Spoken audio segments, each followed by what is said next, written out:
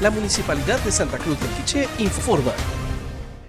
Estamos en Xesic primero, Cuculajá, en donde se está culminando un sinnúmero de charlas que se llevaron a cabo en el tema de seguridad alimentaria, y pues se está concluyendo esta capacitación con la demostración de cómo preparar un pastel de zanahoria. Agradecerles prácticamente también, aparte de la Comusan, también estudiantes de la Universidad Mariano Gálvez, quienes están haciendo su práctica, y hoy pues están dándoles también una capacitación sobre repostería.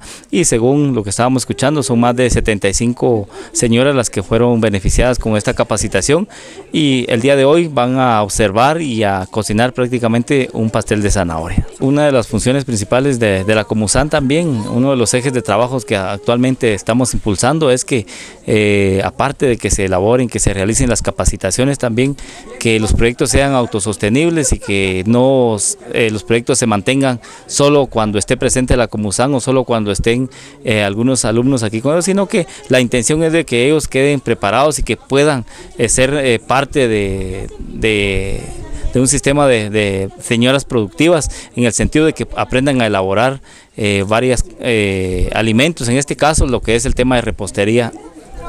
Hoy pues estamos concluyendo una capacitación, ¿verdad?, que se inició con las mujeres. 75 mujeres son las que aproximadamente pues recibieron esa capacitación sobre seguridad alimentaria, específicamente en algunos temas como higiene personal, higiene de la vivienda, manipulación de alimentos, sobre los grupos básicos de alimentación.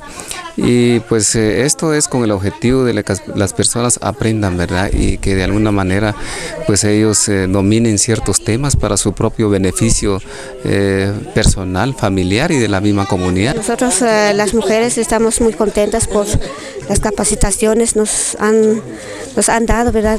Ahorita nos sentimos muy contentas de recibir estas capacitaciones. Estamos muy agradecidos con el alcalde por las capacitaciones que nos han proporcionado de parte del Comusan. Le agradecemos mucho al señor alcalde porque se ve pues que él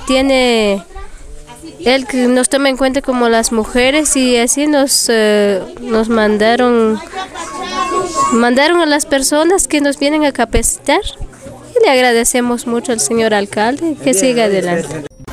Municipalidad de Santa Cruz del Quiché. Administración, licenciado José Francisco Pérez Reyes.